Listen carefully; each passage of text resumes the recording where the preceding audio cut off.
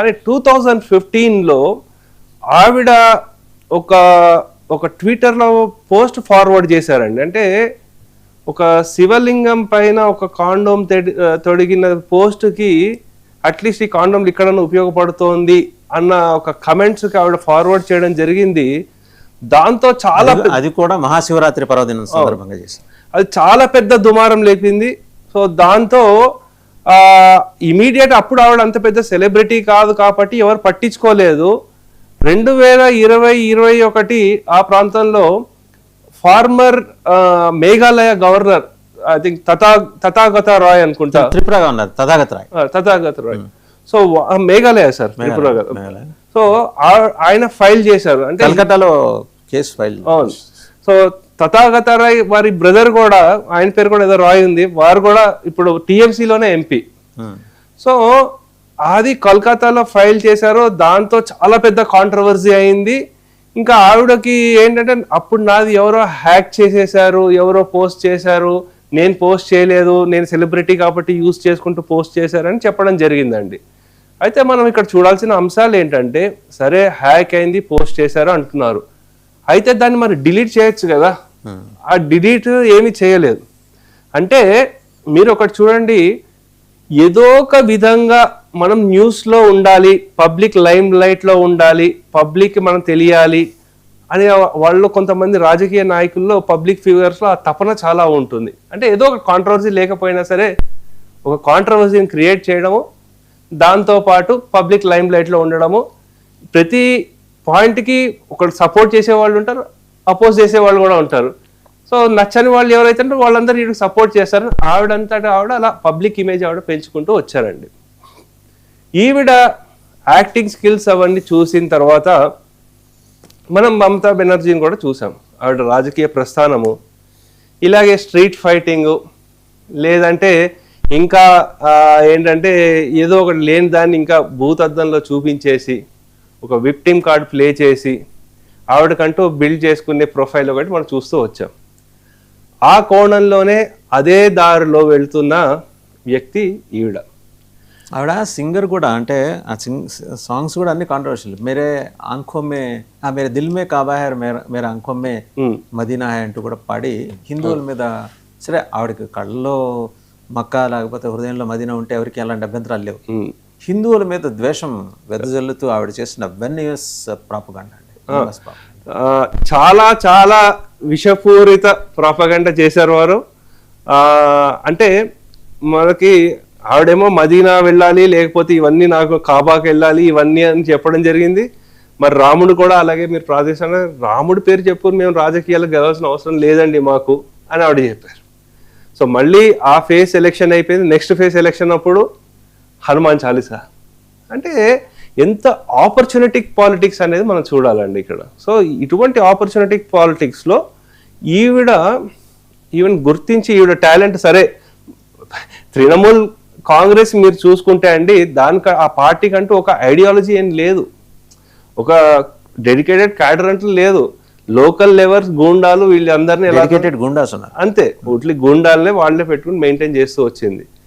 మీరు ఇంకోటి అబ్జర్వ్ చేయండి, తృణమూల్ కాంగ్రెస్, ఎందుకంటే దీనికంటే చాలా ఘోరంగా తమిళనాడులో ఏఐడిఎంకే డిఎంకే కూడా ఓడిపోయాయి. 1991లో 2 సీట్లు డిఎంకేకి వచ్చింది, 96లో జయలలిత గారికి 6 సీట్లు వచ్చాయి. అయినా వాళ్ళు నిలదొక్కున్నారు.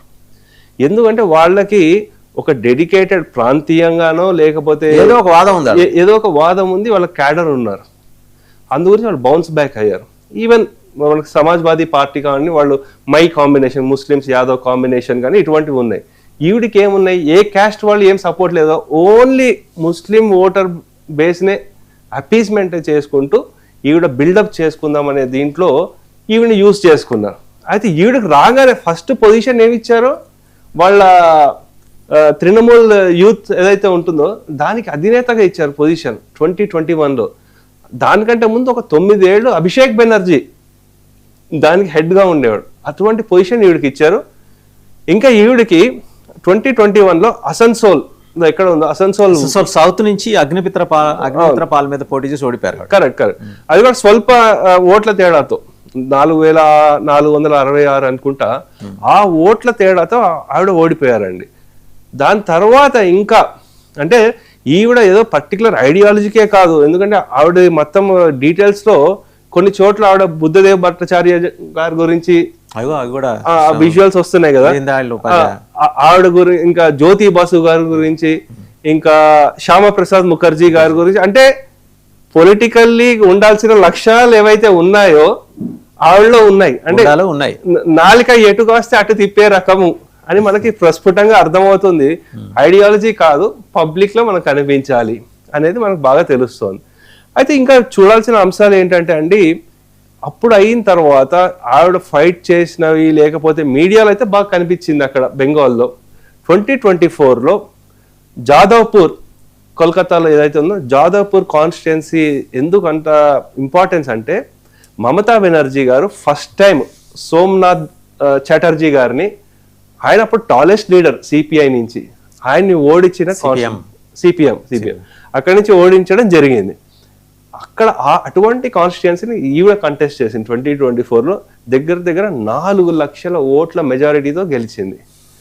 అంటే పబ్లిక్ కి తెలుసా లేదా, ఎందుకంటే జాదవ్పూర్ బాగా చదువుకున్న వాళ్ళు, బాగా మేధావులు ఉంటారు అని ఒక ఇది. ఇలాంటి అబ్జర్వేషన్ అండి, ఇంట్రెస్టింగ్ అబ్జర్వేషన్. తెలుగు రాష్ట్రాలకు వస్తే ప్రొఫెసర్ ఎన్జి రంగ గారు శిఖర సమాన వ్యక్తిత్వం వారిది, టవరింగ్ పర్సనాలిటీ. స్వాతంత్ర సమరం కోసం అని చెప్పి ఆస్తులు త్యాగం చేశారు, పిల్లలు కూడా వద్దనుకున్నారు. అటువంటి మహానుభావుని కూడా ఓడించింది గుంటూరు. కరెక్ట్. సోమనాథ్ చటర్జీ కేసు కూడా అలాంటిదే. సో అంటే ఇటువంటి ఎగ్జాంపుల్స్ ఇవన్నీ చూస్తూ ఉంటే అండి మనకి తెలుస్తుంది ఏంటంటే, సరే అక్కడ సెలబ్రిటీలు వాటిలు కాదు, యాక్చువల్ రియాలిటీ కంటే పర్సెప్షన్ మ్యాటర్స్ ఇన్ పాలిటిక్స్ అనేది మనకు అర్థమవుతుంది.